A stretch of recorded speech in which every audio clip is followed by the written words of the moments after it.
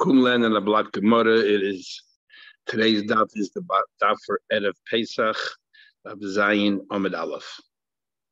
We are up to the Mishnah, second line from the top of the page. So we are now dealing with the Sotah and the protocols. Keitzad Oisala. What do we do? We bring them to the local bezdin, and they also have two Tamid Chachamim escorting. We are concerned that the husband might then have some kind of relationship with her while they are going up to the Beis HaMikdash, and that is a problem because if he does, the water is rendered useless. Rabbi Yehuda says no. We trust the husband won't have any relations with her after he accused her. He won't have any relations with her. Says the Gemara. So what do we have? Two Tamid Chachamim and the husband. So it seems Trei v'Iyu. So we have a total of three people. Two Tamid Chachamim and the husband. Hatlasa is a total of three. Leima, let us say the Messiah Leila Rav. This actually supports the opinion of Rav. So Amar Rabbi Yehuda, Amar Rav. Rabbi Yehuda said the name of Rav. This that we said regarding the laws of Yichud, the end of Kedushin, we had a discussion there when Yichud is Mahatayra, when Yichud is David HaMelech was Geyser, when the Bezna B'Shamet B'Hil was Geyser.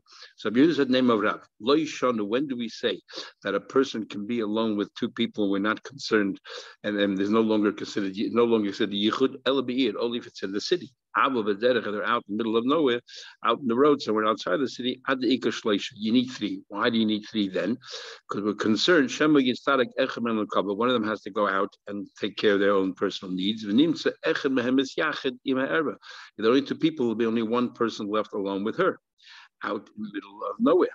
So, and the fact that we need three, doesn't that prove that to support the Rav's opinion? Says you want to know. Perhaps the reason why we need two Tamid Chachamim in addition to the husband, in order that we should have witnesses that if the husband does have any relations with her, we have two witnesses and say that he can no longer make her drink the water. So he went, okay. Second idea was he said Tamid Chachamim in Kuli Amalei, but we don't trust anyone else. Either the Rav. This supports the other din of Rav. When do we say that a woman can be alone with two people only if they're people with integrity? People who are promiscuous, even 10 people, she shouldn't spend time with them alone. In fact, there was an incident where it's you and 10 people took her out in a bed and they all intended to have a znus with her. So we see here also that we need Kshedim, we need Tamid Chachamim. Says one again, no, there's no raya. Hocha time, you know why you need Tamid Chachamim? That they should be aware of the halacha that the husband, even though it's the husband, can no longer have any relations with her. The Yada last three, therefore they know that they have to warn him that it is forbidden, because if he had relations with her, they can no longer give her the water to drink. That's why we need Tamid Chachamim. Rabbi Yehuda says, Baila, the husband can be trusted, and we don't need anybody else. Tanya, why taka do we trust the husband? We see even stricter Avedas, we trust the husband on his own. Surely in a lesser Aveda. What do you mean? If his wife happens to be niddah, and if they have any relations, there's an issa of karis. Yet they can have yichud, he believes, even if he has relations with her, all it is a lav, a much weaker Aveda. Surely we can trust him. But the Rabbanan say, on the contrary, he senis. In fact, this is the basic reason why we don't trust the husband. Neither the Kaddish, neither because it's so stringent. Chamidale, he treats it stringently. Umehemed believe. Sotah the lav. All it is a lav. Therefore, he doesn't treat it so strictly, and therefore he might take some leniencies. Therefore, he's not believed. No raya, one way or another. But Rabbi Yehuda says, Rabbi Yehuda, you're telling me the base of Rabbi Yehuda is Mekal V'Chayim. Maisel is based on Mekal V'Chayim. If we can trust the husband by Niddah, sure we can trust him when it comes to leading the Sotah to the Beis HaMikdash. Rabbi Yehuda himself elsewhere brings a pasuk, in fact. But Rabbi Yehuda Mikray Maisel, in fact, in another source, he brings as a pasuk, not the Kal V'Chayim but the Tanya. But it says in pasuk, V'Hevi Ish Es Ish Tel V'Koyin, that a man can bring his wife to the Koyin. Sounds like the man himself can bring him. Mina Toida Ish Meves Ish Tel. The Tanakama says, the Teda says that the husband can bring his wife. The Chachamim said, it's preferable that we have two Tamid Chachamim escorting. Perhaps he'll have relations with her. So it's only a chumna midirabanan. We have a pasuk that says that the husband technically can bring her on his own. Rabbi Yasi says no. We don't even need to tamid chamid. The husband can be trusted because of the kavachayim. Umanida, as you said before. Umanida, but this is Rabbi Yasi saying it. Umanida she be chorus. Nida, which is so stringent chorus. Yet by the husband will leave. Saita she believes. Saita, which is allowed. Like koshken, surely the husband should be believed. Amrullah, so the rabbi said, no. Im Amr ben Nida, you know why by Nida she's believed. They give another reason why Nida is different than Saita. No, why he's believed, not because it's strict. You know why he believed? She can't. He can wait a little bit, and then she'd be permitted him. Time of this Saita, in the case of Saita, if it turns out to be that she's guilty, they'll never be permitted. She'll never be permitted to her husband. She ain't laheta. There's no heta. And furthermore, some people, we had this in the end of the Durim, that mayim genuving in taku, that they dafka because it's an illicit or affair, they're going to have a relationship, and therefore we don't trust the husband. Rabbi Yehuda says. So that's why the Rabbanan said we don't trust. Rabbi Yehuda says, "Min ha-Torah, from the Torah, Ishmei v'Ishtel l'Kohen." Rabbi Yehuda brings the same pasuk that Tanakama brings, that while the Torah says the husband should bring the wife to the Kohen. So we see clearly the husband believed. So previously you said Rabbi Yehuda's base is a kavachayim from Nida, when in fact Rabbi Yehuda in another place says the source is a pasuk of the Torah. Shnei v'Hevi Isha Ishtay. They said, you're right. First, he used the Kalvachayma to say that a husband can be trusted if he's trusted by Nida, surely he can be trusted by Seita, Upirchua, and they rejected it. So then he said to him, look, I have a pasuk. Says the Gemara, Rabbi Yehuda, Hain the Tanakama. Rabbi Yehuda basically is identical to Tanakama. They both say they rely on this pasuk that husband can bring the wife. Says the Gemara, there is a fundamental difference between the two. The Tanakama said, at least Midurabanan, we don't trust the husband. And Rabbi Yehuda said that even Midurabanan, we trust the husband. Then we continue the Mishnah. After she went to the local bezin, they then went and brought her to the great bezin, the Sanhedrin in Yerushalayim, and they tried to intimidate her. They always try to intimidate witnesses that come to seal someone's fate and say that this person is a murderer. They intimidate them by saying, you should know that if you're lying, so and so, and they give her all kinds of warnings. They should reconsider and make sure that they're saying the truth. Well, this is what they tell her. Biti, our daughter, my daughter, how to be yain. We understand sometimes people misbehave when they drink, they're inebriated, or have they're in a frivolous state, or harbe yalda, so they're immature state, harbe shchenim haroimais, and sometimes you're under the influence of bad neighbors. We understand. Just admit if you did something wrong, we can understand. Maybe it wasn't really your fault. You're not so culpable. Admit it. As soon as God will do it for the Abishah sake, Shenichte Bigdusha, Hashem's name is written with all the sanctity that comes with it. We don't want it to be erased for no reason. If you're guilty, don't cause the Abishah's name to be erased. But Oimel and Dvorim, we actually say certain things before her that perhaps that she ain't ruya, that she's not. It's not suitable sort of to hear it, yet we have to say all of these things, talk about our elders, our ancestors, and say how they themselves didn't necessarily behave in the most respectful way. That her family as well is not really deserving, because we assume if she misbehaved, if she behaved immorally, probably in the family as well. That's the kind of upbringing she had. If she says at this juncture, she says, Tmeni, I'll confess, I am Tameh. So what do? Then she has to leave her husband, and shevedes ksuvasa, and she has to give a receipt for the ksuva. And she goes out. But what happens? But if she says, what she writes not a receipt. She doesn't get paid out of ksuba. In fact, she does not get paid out of ksuba. So she writes a receipt, as she says, I committed znus, and therefore I forfeited my ksuba. And she gives this to the husband as a receipt. And in the future, she should never come and claim the ksuba and say, I was never, I never received my ksuba. Because she doesn't receive any punishment. She wasn't warned or anything else. And but if she maintains to Haydani that she's innocent, then Mailan Oisel the Sharamiza will bring her to the east gate. The entrance to the Harabai is all from the east side, and we go to the Ezaz Noshim, the women's section, and then we go to the gate of Nicanor, and then we go into the Ezaz Yisrael. And that's called the upper gate in the wall between Ezaz Yisrael and Ezaz Noshim. So we bring her there. Shasham there, Mashkin as Saitis. That's where they gave That area was not kodesh yet, so that's where the Sotahs used to drink that water. And that's also where Mitzayim, Umitad Sayil, the woman who gave birth when she's not allowed to eat kachim until she brings a carbon, and she goes there as well for a carbon. And so to Mitzayim, Mitzayim, so Mitzayim has to put their thumbs in where they get oil and blood placed on the thumbs. The Mitzayim cannot walk into the base of Midrash, so they stand the Shanikana, which has not been really consecrated yet.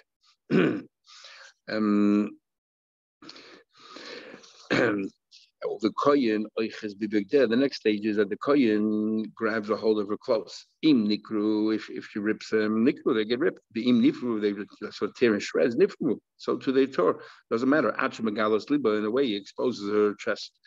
The seis of the side removes her wig and unbraids her hair, and all of this is done to humiliate her for behavior, and hopefully it'll bring her to confess. Rabbi Yehuda says, Im hoya liba gaspa. However, if she is someone that is very proud, hoya megaleyu. Im hoya liba no. If she was very pretty, hoya megaleyu, they would not expose her chest because they didn't want to entice the kohanim who were thereby. The im hoya side, I don't know if she had very nice hair, hoya say, so they didn't remove her braids and everything else. They didn't want to entice all the people standing around. She's wearing white, we dress her in black. She happened to have golden kinds of jewelry, the katlios, and she had necklaces or chokers and the zamim, earrings and nose bands or tabois and rings. Ma'avidi mimena, they would remove all that to disgrace her and humiliate her. And afterwards, maybe Chevel Mitzvah, being an Egyptian rope, was really from the part that grew around the palm tree. The koisher l'mayla mitzvah, they were tied right above her bosom in order that her clothes shouldn't fall down. We rip part of it off. Anybody wants to see what's happening, they should come and see because they can learn a lesson from there how not to behave. Chutz, the only ones we don't want to be participate or witness it is Avader, her servants, which are her maids. Meshaliba Gaspa. Because that will embolden her in a way when she sees people sympathetic to her, it will embolden her. The Chol Hanoshim Mutaris L'Rais, and all the other women are actually permitted to see her, and we'll see later whether in fact it's a positive thing that they should go see what's happening.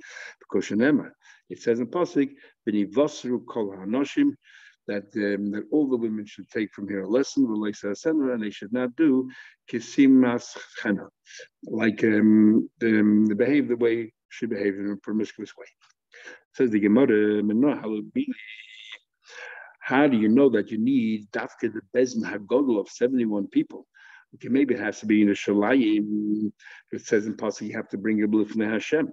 But Dafka, the Bezin Hagadol of 71 people, that's the largest Bezin they have, the High Court. Why do you have to bring it to the High Court? Even for murder, you bring to a Bezin of 23 people. Why Dafka to the Bezin Hagadol? I already ask you now, Toida, Luna, from Zakim Mamrik. See, here it says also La Koyin Toida.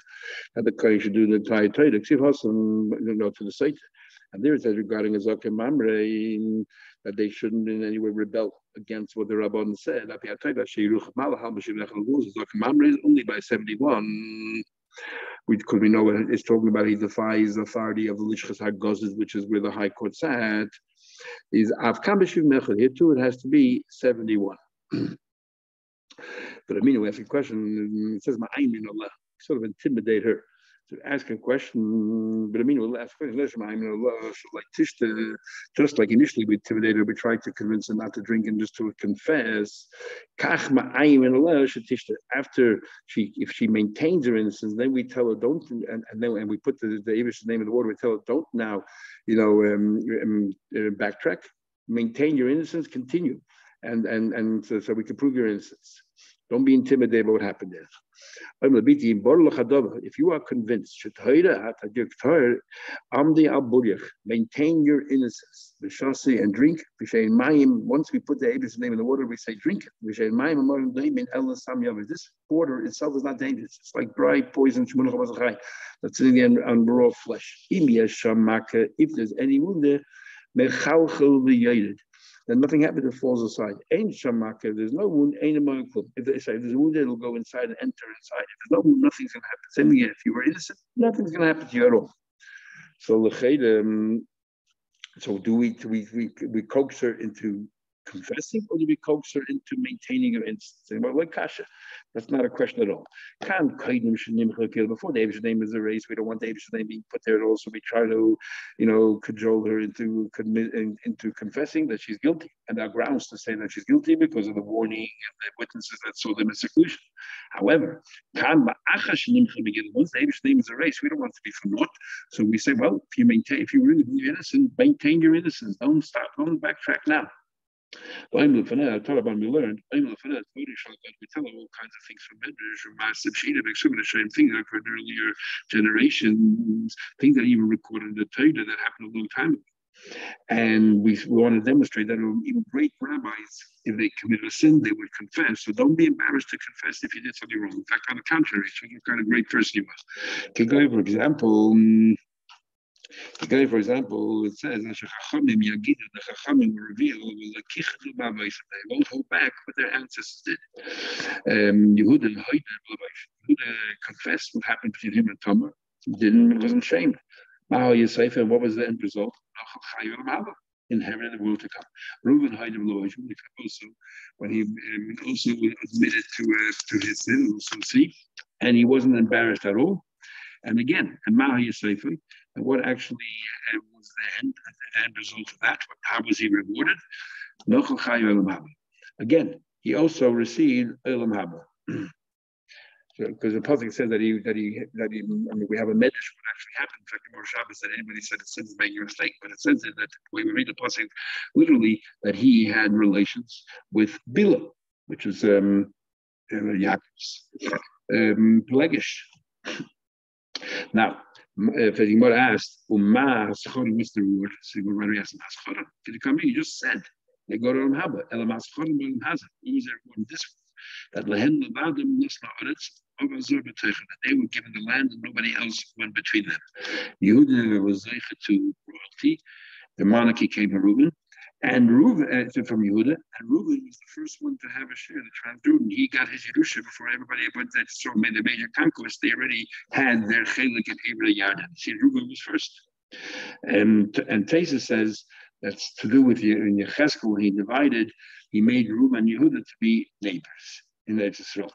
Says in more further, Mishlam Yehuda was made to confess to his sin. See, it says when Tamar said, "Whoever these things belong to, that's the one I committed a sin with."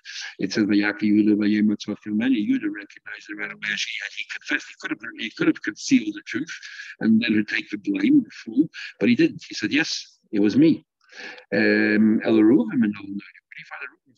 It says a pasuk in Leisa Broch. It says Moshe Rabbeinu gets a bracha. Reuben should live and he should not pass away. And then it says the Zeus Yehuda. Right afterward it says, and this also goes to Yehuda. What does Reuben do to Yehuda? This will happen. All those years. This the only one has this Zeus and this too. There's some correlation between Reuben and Yehuda. This is how we learn. All those years, even Midbar, the bones of Yehuda was rolling in the Uden. All the bones of Shvatim were taken from Mitzrayim and re-entered in Eretz Yisrael. And what happened to Yehuda was that every one of the skeleton remained intact, but Yehuda, all the limbs sort of were dismembered, and they were rolling in the Uden. And the reason is because Yehuda made a self-imposed chayim when he took a guarantee, he gave Yaakov a guarantee that he will bring back Binyamin. And he said, I will send to you all these days, and all these days include Olam Haba. So the Gemara says, and from here we learn out, Rashi says that if a Talmud Chacham makes a chayim, even if it's al Tanai, it's effective. So it's Moshe of all those years. That's Moshe stopped because when Rachman is down to Hashem on his behalf. You have to give Yehuda credit. Why did Reuben do tshuva? Yehuda, when Reuben saw Yehuda behave, that he came forward and he admitted to his liaison with Tamar, then he also was made. The Zeis Yehuda, this is on account of Yehuda. And that's why Reuben did tshuva. So therefore, Reuben should get credit, and he should be forgiven for what he did.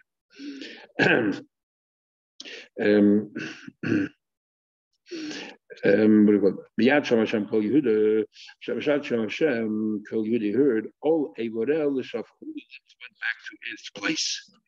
We'll have a Kama Island into the Shiva that he should have a discussions with all the others in the Gan Eden.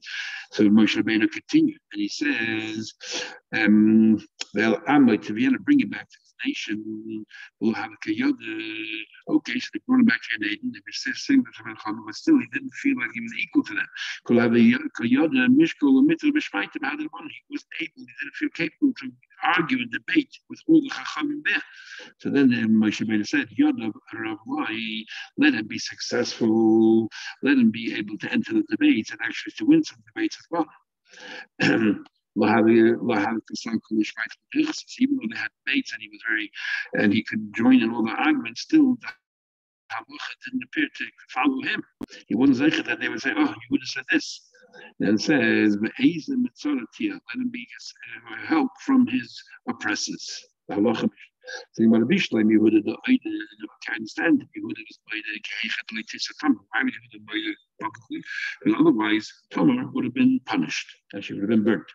El Reuben Lamli died. Why would it by the publicly? Actually said, I think it's a brazen chutzpah, the mafri chatoy, somebody who admits a sin that others are aware in public. It's a sin because sometimes you encourage others to commit the same sin. If he can do, why can I? So it's not a good thing to be made to be doing publicly. So my answer is he did occasionally that we didn't want that Yaakov should suspect any of the other brothers was the one who took Bilhah's bed. Therefore, when Reuben came forward, he had no choice but to publicly confess to this sin. Then Gemara says, Im Amr, if she says Tmeani, she then writes a receipt. We had in Ksubas or Machlikas whether you write it, if somebody owes money, Malva owes money, then he doesn't have the shtar, there's a labor stuff to pay. The labor argues I don't want to pay until you produce the shtar. And the Malva says, I'll give you a receipt that you paid. The labor says, but I have to then constantly be vigilant that I don't lose this receipt. If I lose it, he'll come and lynch me again. And the question is that a valid argument for the labor or not? So Shabbat here we're saying that the woman writes a receipt to the husband that it's as if I received my ksulah, I forfeit my ksulah. So Shabbat here we can prove that we write a receipt. I'm going to buy it. It says Tani Makras. Don't say that you write a receipt. Say that we rip up the ksulah. I'm like Rabbi Voshaveritan says clearly mission we do write a receipt. We don't say we rip up the ksulah. It says clearly you write a receipt. There are some places where they didn't bother writing a ksulah because everyone had exactly the same ksulah. And we rely on the Thai peasant that a ksulah gets $200, a widow gets only $100. And when it comes time to when they divorce, she just produces a divorce and proves that she was divorced, and then she's entitled to ksulah. Or if she became a widow, there'd be witnesses that she became a widow. So, but in this choice over here, so where you have no choice, if nobody writes a ksulah, so what do? So you have to write a receipt. And when you receive the money of the ksulah, or you write a receipt here that you forfeited the ksulah. At least you have some kind of a proof. And if she says she's Torah, you bring him to the eastern gate. What do you mean unless you bring it to the eastern gate? Hasam Kaima, she's there already. We just said before she goes to the Bezin Hagavah, which sits by the Lishchas Hagazis, and because we said before we intimidate her and everything else, and the Lishchas Hazara was in the courtyard, half in the courtyard and half outside in Chol. So what do you mean we bring her up? Says the Gemara, yes, the maskinallah umachtinallah, that we take her up, we take her down, and we keep on bringing her up and down all the time, and this is only to make her a little bit disoriented. So perhaps it will cause her to confess. In order to tie her out and maybe to disorient her, she should confess if she is guilty. The time we learned from Bezin would take the witnesses. Let's say 2 witnesses come to court and say that Reuben killed somebody, and when they would interrogate these witnesses, they would remove them about from one place to another place just so to disorient them a little bit. And therefore, if they're liars, they'll all come very confused. And they'll walk away. They should change their mind if they're lying. Shisham Mashkin is a saitis, that's where they give the saitis drink. Bishleim is saitis, the Chsiv says, by the Shah Nikner, that's where they give the saitis a drink. By sait it says, the Hemida coin is he should lifnei Hashem. It said they should bring the coin lifnei Hashem. And that's there for the opening right before Ezes Yisrael. That's lifnei Hashem, because it's right opposite the entrance to the Beis HaMikdash. And therefore, that's the right place. Mitzayid and Nami by Mitzayid also says, the Hemida coin that you should place the coin the person, lifnei Hashem. Again, same thing. Eliyahu, as you also mentioned here, a woman that gives birth, my time of wine, well, does she have to stand by the Shanikana? She can send in her kabbalah, she doesn't have to be there at all. Is it because when you bring a carbon, we want the owners of the carbon to be as close as possible to their carbon? So when they bring their pigeons there to the carbon, the twin pigeons, and this enables her to start eating from kachim afterwards. And since it's a mitzvah to be next to or alongside your carbon, so therefore that's why we ask her to stand by the Shanikana. Now she cannot enter the actual Ezra Yisrael because she's mechusa kapara. That's why she's bringing the carbon in the first place. So therefore they had to stand Shanikna, which in itself that gateway was not sanctified, so they're able to stand the Tanya. We learned ain't carbonishal and carbon can even lagaba, but the person stand next to the carbon. Nihachiv so is zovin v'zov nami. A zov and a zov, when they bring their kabbanas, they're not allowed to participate in kabbanas, so they can't enter the Ezra Yisrael. Let them stand by the Shanikna. How come doesn't mention them? Said, you're right. It gives you one example, but it's the same with all of the other ones. We learned. We don't give to drink two saitas at the same time. She shouldn't be emboldened by a friend. If her friend actually is innocent and therefore she drinks the water. So the second woman might be guilty, but she said, oh, my friend drank it, everything's all right, I'll do the same thing. He'll be emboldened, and therefore we don't want them to drink, to have two standing next to each other. Yehuda says, Leimin Hashem was that. That's not the reason why. El Omakro. Simple, you have a pasuk. It says in the pasuk, Bia Oisa HaKoin. The Kohen makes her swear and so on and so forth. Only Oisa. Only her. We deal with one site at a time. Oisa Levada. Says the Gemara, Tanakama Haksiv Oisa. It says Oisa. Tanakama Rab Shimon. Tanakama Rab Shimon. The Dodish Tam Lekra. He agrees. It says Oisa only her, but it's giving a reason. Rab Shimon enjoyed giving reasons of Sukkim, and there are many nafkaminas lahalacha, but based on that reason, it actually gives a different, not only a different flavor, but there are different outcomes. I'm giving a reason. Why Taka can only deal with one site at a time? We don't want to be emboldened by what her friend does. Says the Gemara, at the end of the day, my benai, what's the difference if there's a reason we don't want her to be emboldened? Well, the reason is because there's a pasuk, either way, you cannot have two sites next to each other. Says the Gemara, yes. What about in the case we're not worried that she's emboldened? For example, a woman who's very, very frazzled by what's going on and she's very worried about what's going on, so she won't be emboldened by what her friend does, and therefore, if she's guilty, she will admit it regardless. So then, why can't you have two saitas? And we can see from her behavior and her attitude whether she's such a type of person. Says the Gemara, there's such a, let me ask a question. Let's say she's a tachas, and let's she is very worried. You tell me then there's no concern that she'd be emboldened, but still you can't have two people next to each other. What are you the pasuk for? When oisin mitzvahs chavilas, we have a rule. We don't want to bundle up mitzvahs. We don't enjoy bundling up mitzvahs. We don't want you to do, to use one cup for two separate mitzvahs. We don't want to bundle up mitzvahs. And why don't we want bundled mitzvahs? Because if you try to do two mitzvahs at the same time, it looks like you're trying to find the easy way out if the mitzvahs are a burden. Tej really asks, it's only a derabanan, and we're bringing a pasuk. What are you asking a question? Why need a pasuk? A mitzvah chavir chavil is that whole concept of a derabanan. Sometimes we say that dafka,